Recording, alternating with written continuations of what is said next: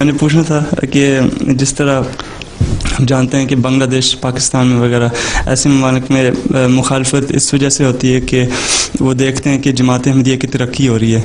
तो मैंने पूछना था कि इंशाल्लाह जमात ने तो फैलनी है दुनिया में, तो इसका ये मतलब है कि पूरी दुनिया में मुखालफत होगी?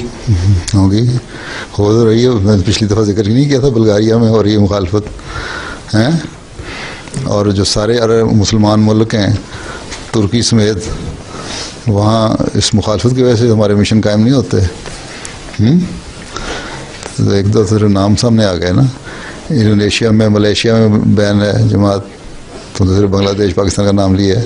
इंडिया में मुसलमानों के सारे इलाकों में मुखालफत हो रही है, जो नौवाइन है उनको हटाने की कोशिश कर रहे हैं।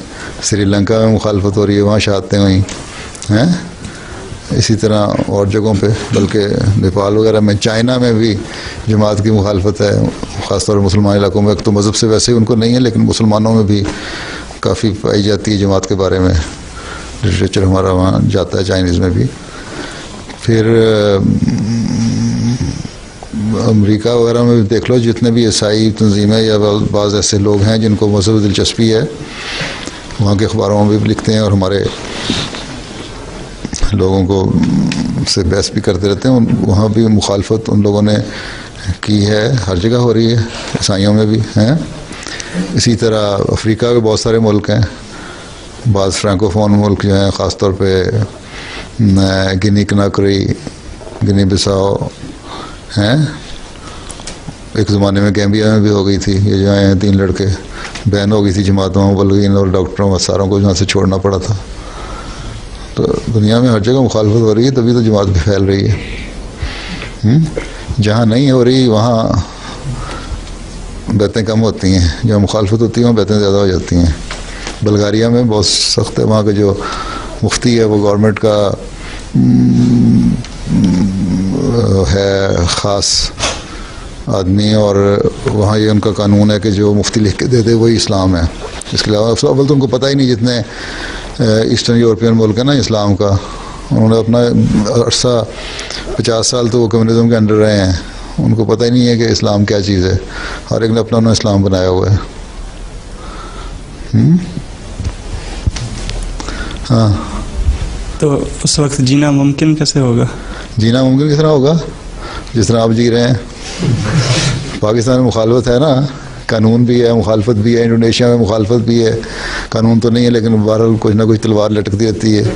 मलेशिया में कानून बना हुआ है, लेकिन उसके बावजूद वहाँ अल्लाह के फजल से बैतें भी होती हैं और जी भी रहे हैं।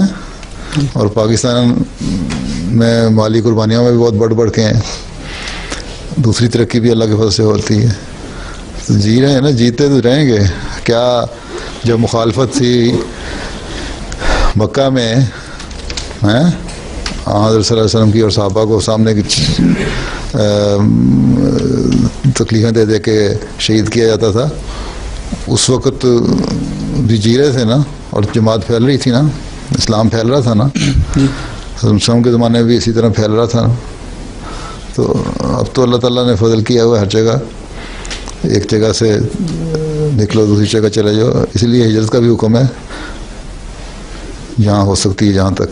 अब तो खैर कानून मुल्कों के ऐसे बन गए हैं कि उस रंग में हिजरत तो नहीं हो सकती, लेकिन फिर भी अगर छोटी मोटी जगहें बदली जा सकती हैं तो की जाती हैं।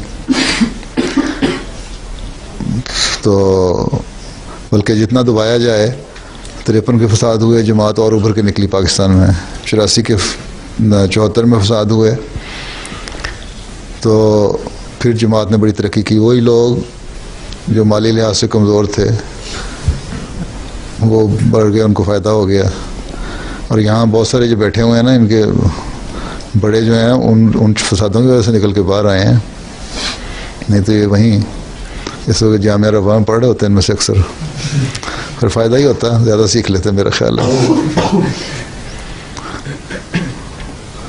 तो ये तो अल्लाह ताला का वादा है ना कि गलबा अता फरमाना है, तो इसलिए ये सोचने की तो ज़रूरत ही नहीं कि जीना किस तरह होगा। जीना तो जीना है, तुम ये सोचो कि गलबा किस तरह जल्दी हो सकता है।